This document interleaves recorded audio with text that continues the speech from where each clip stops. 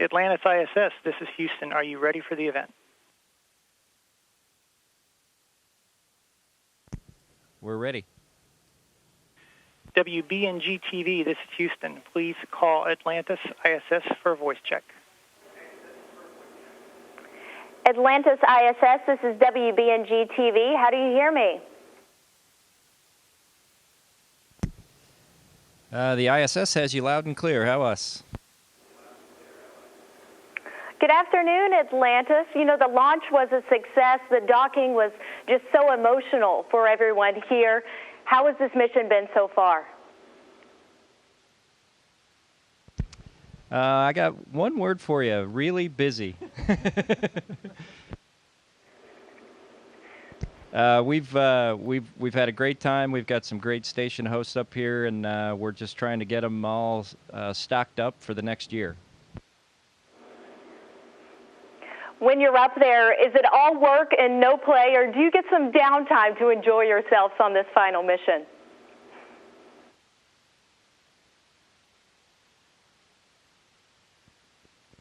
Well, we haven't had much downtime yet, but we're working really hard to try and get ahead a bit. So when we get our half day off, we can actually take the day off and look out the window. The views from the cupola are truly spectacular, and that's probably where you'll find us on Flight Day 8 when we have our time off.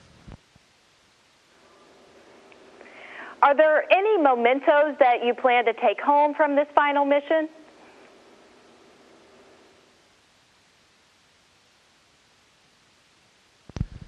Well, I think we plan to bring more up, and than we do to bring back. Most of the things that are up here on station we're bringing up for a reason, and they need them. But we all bring some personal mementos on each shuttle flight, and we have them as souvenirs, and for folks who have really worked hard for us throughout the years.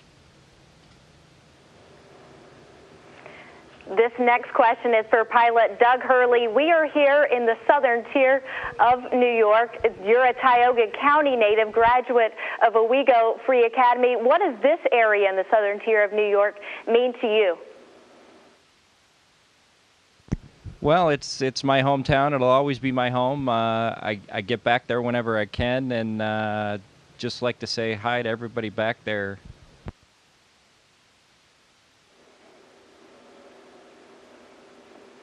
You know, this crew, you're really an inspiration to everywhere across the United States, but especially kids. What advice do you have for kids wanting to get into NASA and get in the field?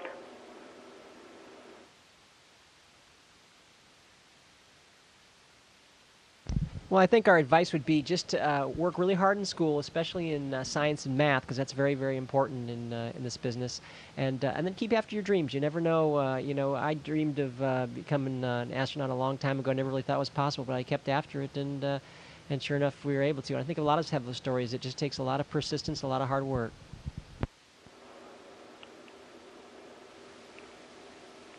So I've been listening over the last couple of days, and I really enjoy those morning songs with the wake-up call. Where do these come from, and how do you choose? I mean, you had Chumbawamba, you had Elton John, you had Coldplay. Tell me a little bit about that.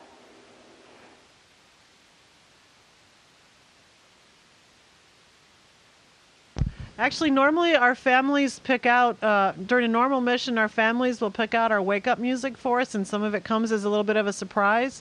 This mission's a little special in that NASA arranged for several surprise wake-up songs from various different artists, and we're still waiting to hear what the rest of them are, but it's been really fun, to wake up every morning to a different song, and it sort of sets the mood for the day.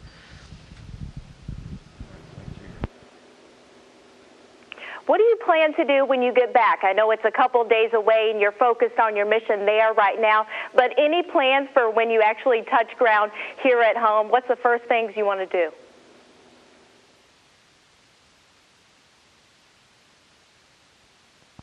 Well, I think all of us will probably savor the moment for a few minutes maybe, and then I think all of us are really looking forward to getting outside and kind of sharing it with all the great folks at Kennedy Space Center, and then a few hours later getting to see our family and friends. I think that's really what it's all about.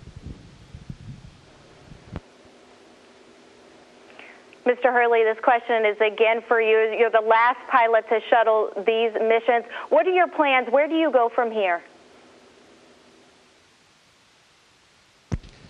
Well, my first priority is obviously to be to complete this mission successfully and help out everybody here on the ISS and my crewmates. And then once we get back on the ground, spend a little time with family and friends. And then from there, we'll be working on the next vehicle for NASA. We're going to help out our commercial partners. So there's a lot to look forward to. There's a bright future in spaceflight. So far, this final mission has been nothing but a success. Do you see the last 30 years of NASA being just that, a success?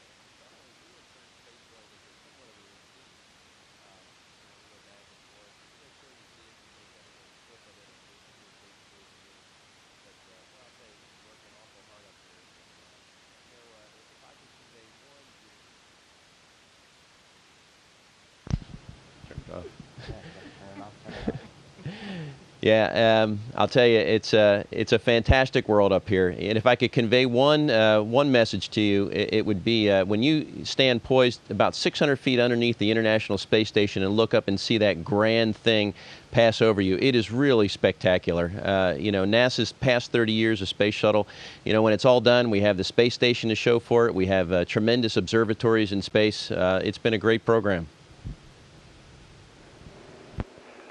Atlantis ISS, thank you so much from WBNG. Thank you from everyone in the Southern Tier. Keep up the great work and good luck with the rest of the mission. We'll see you later. Atlantis ISS, this is Houston ACR. That concludes the WBNG-TV portion of the event. Please stand by for a voice check from WICZ-TV.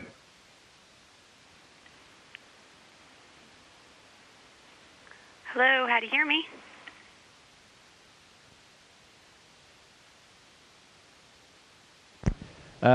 This is the International Space Station. We have you loud and clear. Hi, thanks so much. How you guys doing? We're doing fine. How's it going down there in Binghamton? It's doing pretty well. Not too cloudy for once.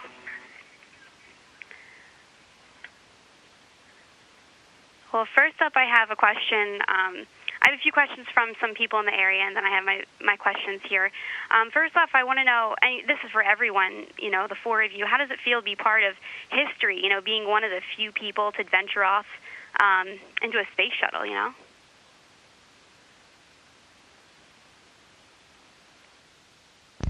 We kind of don't think about it like that. This is sort of our normal job, and occasionally you just have to stop. And I remember when I lived here on the space station, I got so much into the work and getting things done. Every now and then I had to stop and think about where I was. It's like, oh my gosh, I'm floating in a big, huge building, 200 miles above the Earth, and this is really special.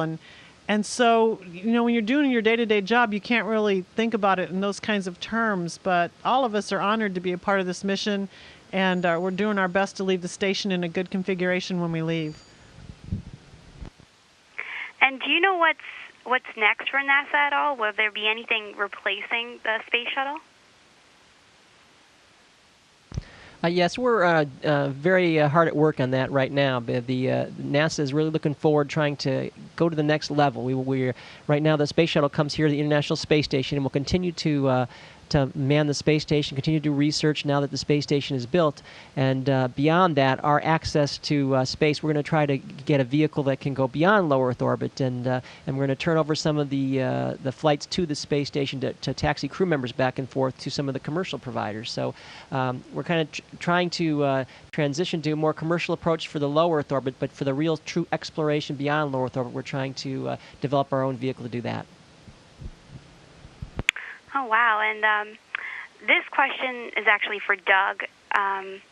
This is from Corey out here in Binghamton, and he wants to know what inspired you to go to outer space.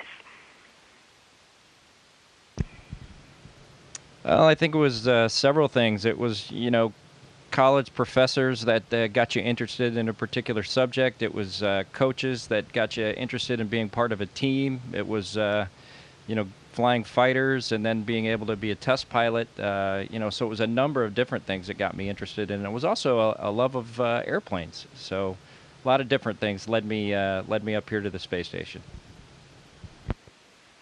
And this question is for anyone who wants to answer. This is from Eli. He's a little boy out here in Vestal, and he wants to know where you guys sleep. Do you sleep in bunks, on the floor, or do you float?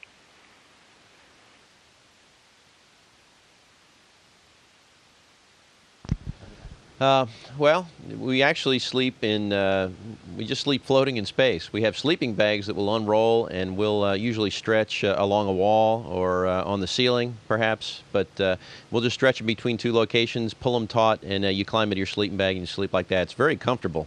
It's a great place to sleep. And a little girl named Mira wants to know if training is hard to be an astronaut. Sandy. Training is not really hard. It's a lot like being in school. You have a lot of different things to study, and then, when we go on a mission, it's kind of like our open book test because we have to demonstrate that we learned everything that we're supposed to learn. But it's a lot of fun, too, because you get to learn different things every day. Just like you change different subjects in your classes at school, we change subjects all the time, so we're learning a vast array of new things, and it's fun to do that. And Samantha wants to know, what kind of food do you guys eat up there? I know that you'll be having a big feast, with the public, NASA's planning. So I guess tell me what that's going to be like, and on a regular basis, what kind of food you guys will be eating. Well, we have a lot of different kinds of food we can eat. We can have like normal stuff that's kind of like the Army would eat, just kind of heat it up and eat it. Like today I had tuna noodle casserole. We have other stuff that's dehydrated, kind of like camping food. We have some shrimp cocktail that's pretty popular around here that we like to eat too. So we have a lot of different variety, and the food is good. It's come a long ways, and it's fun to taste different types of things we have to eat here. And what's the first thing you guys plan to do when you come back to Earth?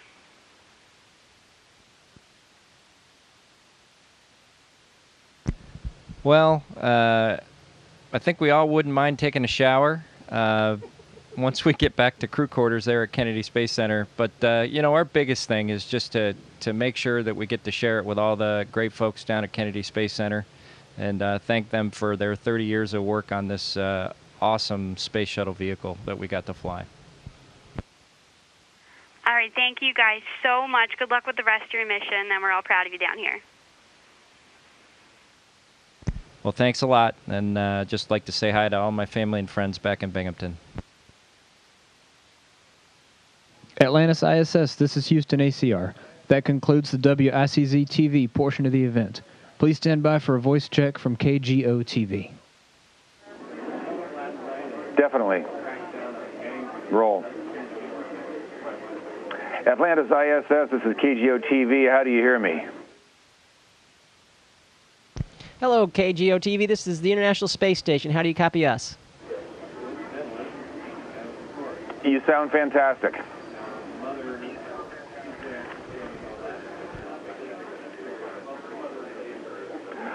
Commander Ferguson, if I could start with you, I guess today would be, the glory of being an astronaut. You get to move stuff into the International Space Station and drag the garbage out. Not the most glorious day, but the work that has to be done. Well, I'll tell you, you pretty much hit the nail on the head there. That is exactly what we're doing. We have a lot of stuff we need to supply this International Space Station with to sustain them for about a year. So a lot of it's food, a lot of it's clothing, a lot of it is spare parts. And hauling out in the other direction, I wouldn't call it garbage. It's mostly broken things. It's things that need to go back to the ground. They want to take a look at it. They want to know why it failed, so they can make it better the next time they send it up. All right, Specialist Magnus, I'd like to ask you a question. How are you and how are the others from your observation reacting to this being the last shuttle mission? What are the emotions as you look about knowing that it's not going to happen again? Well, that's something we've been dealing with, the whole training flow. We've had a lot of last events, last training event in the motion-based simulator, the last training event in Building 9 where our full-scale mock-ups are, the last interaction with some of the great people at Kennedy Space Center. And as we've gotten closer and closer to launch, it hit us more and more powerfully that this really was it. And I think after we get back down to the ground after landing, it's going to hit us really hard. And I think we're all going to have a really hard time leaving the shuttle and doing the walk around and greeting the people down there and just closing out the program that way. I mean, we'll be really excited that hopefully the mission went well, but we'll be very sad too because it's a great program.